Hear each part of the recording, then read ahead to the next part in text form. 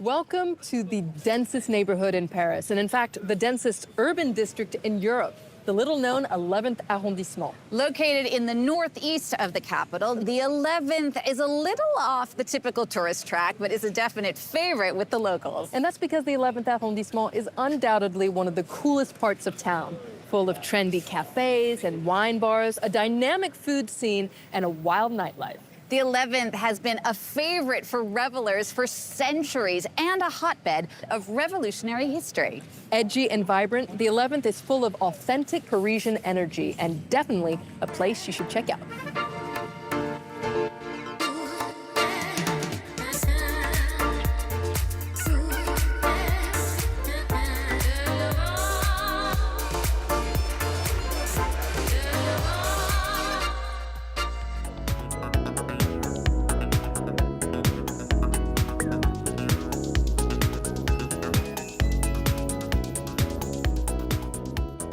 We're here at Place de la République, a busy hub in the heart of the capital. You've probably changed metros here during a recent visit to Paris. In any case, this huge pedestrian-dominated space that's also overrun by skateboarders is home to a larger-than-life-size statue of Marianne, the embodiment of France. Place de la République is one of three major squares along the border of the 11th arrondissement, along with Place de la Bastille, which we already explored in a show we did on the 12th arrondissement that you can find on our website, and Place de la Nation all the way towards the east. The triangle that's formed by République, Bastille, and Nation is the preferred route for the huge demonstrations, les manifestations, that France is famous for. And it's no surprise that the 11th continues to perpetuate the democratic tradition of protest, given its fascinating history as a flashpoint of rebellion.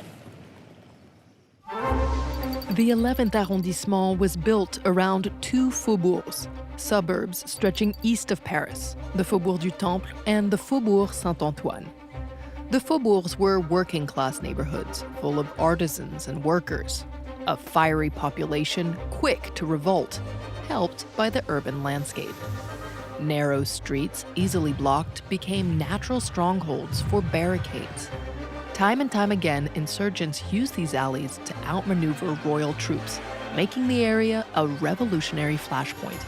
The 11th was at the epicenter of all three of the major French revolutions. In 1789, it was here that everything kicked off with the storming of the Bastille. Half a century later, in July 1830, cobblestones flared up in the same streets as the people of Paris rose up against King Charles X.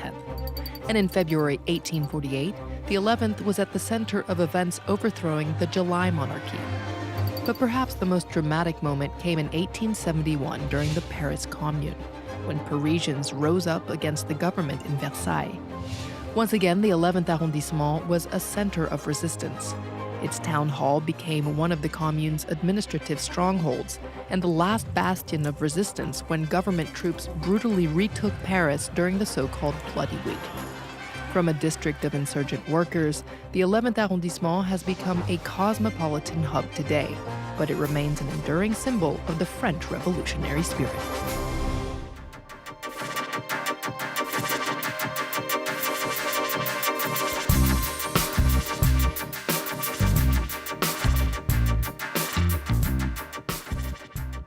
These days, the 11th arrondissement has a reputation of being a hip, residential area with a wild nightlife.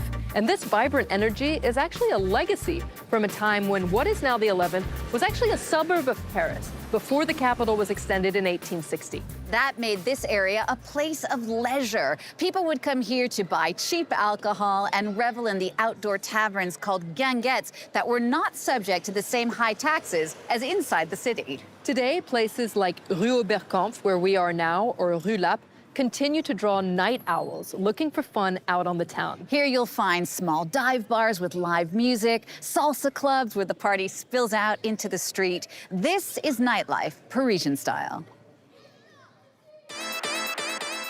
Come the weekend, the 11th arrondissement transforms into a nocturnal playground, buzzing with partygoers.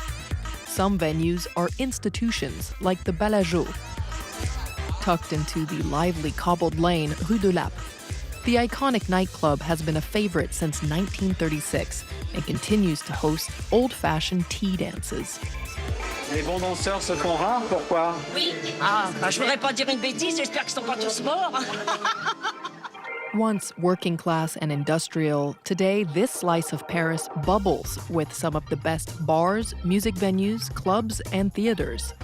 Places like the eclectic Rue Oberkampf and Rue Jean-Pierre Timbaud attract a young, hip crowd drawn to the buzz, craft beers, and natural wines. It's Paris without a filter. La population, la musique, les bars, les prix. Champs-Élysées, Oberkampf, c'est pas les mêmes prix, donc automatiquement pas la même population. Et enfin, je sais pas, comme on peut le voir ici, c'est plus cool ici qu'aux Champs-Élysées, moins m'as-tu vu, donc moins de pression. If your idea of nightlife leans more towards a show, then head to the Cirque d'Hiver, the winter circus. Opened in 1852, it's a popular venue for musical concerts, fashion shows, political congregations, and of course, the circus. You can't talk about the soul of the 11th arrondissement without talking about the Bataclan. Originally built in 1864 as a café-concert, it's remembered today as one of the areas hit during the November 13th terrorist attacks in 2015. The 11th was particularly hard hit that night, as Paris's joie de vivre and way of life was targeted. Parisians rallied around the motto of Paris, Fluctuat nec mergitur. Though she is tossed by the waves, she does not sink. A motto fit for the 11th as the party goes on.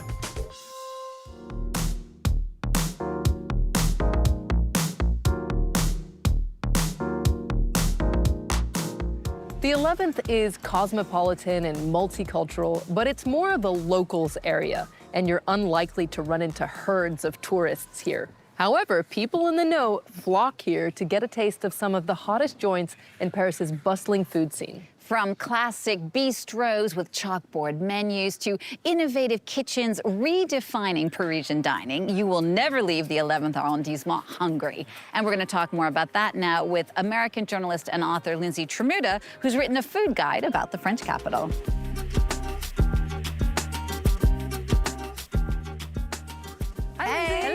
Lindsay, thank you so much for being with us. Good to see you both. So Paris is known for its food scene, but what's so special about the 11th arrondissement?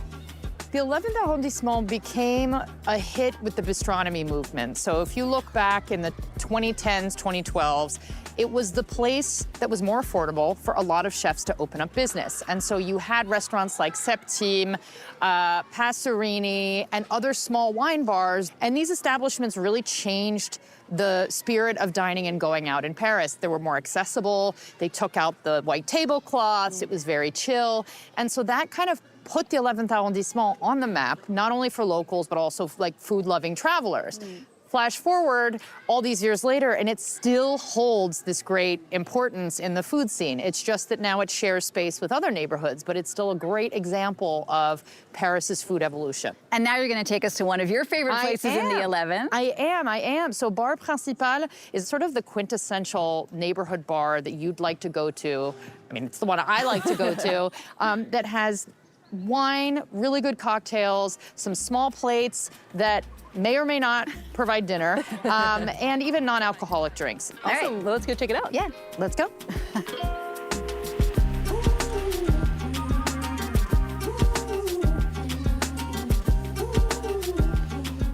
C'est un petit microcosme, le 11e. Ça regroupe énormément de très bons restaurants. Et c'est vrai que c'est un petit village, quoi. On a du mal à en sortir. Et on boit plutôt bien aussi. So this is just one of many incredible hotspots throughout the 11th. What other places would you recommend? So it's interesting, we have all these stretches in the 11th where there are entire streets, essentially, right?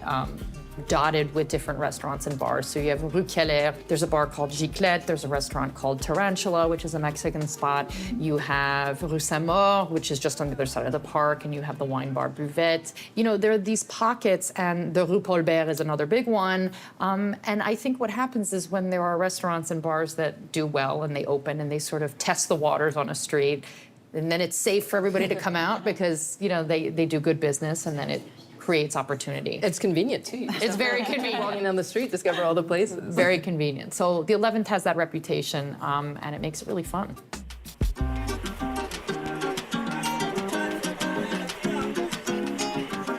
So you write about food in the 11th, but in the capital as well. What kind of food trends are you seeing these days? Well, what's interesting is there is movement on the left bank. We like to say that, all the best places are in Eastern Paris, but actually there's a lot of novelty and new. There are new projects over in Saint-Germain-des-Prés and further afield. So in the last handful of years, there's been a lot of movement. But beyond that, I would say what we're seeing a lot of is non-French food, obviously proliferating. So Lebanese, Indian cuisine, Korean food. Really anything is game. And I think that's what's really exciting is finally there's a bit more or a lot more openness among the dining public. And they're curious and they want to try things. And so there aren't really limits. And you see that when it comes to American junk food that finds its way into Paris. I think it runs the gamut of high and low and easily accessible, but also fine dining and chefs who are foreign chefs who are coming in and trying to put their own spin on even French cooking. So it's a little bit of all of that happening, but at a faster pace than ever before. Well, thank you so much, Lindsay. Thank you. Looking forward to digging in. Yeah, I think we have drinks to finish here. Exactly. Well, thank you so much. Thank you. Thank you. Cheers. Cheers. Cheers. Cheers.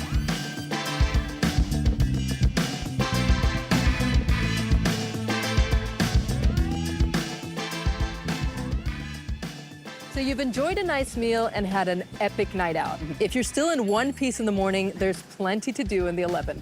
One of the best things to do is browse.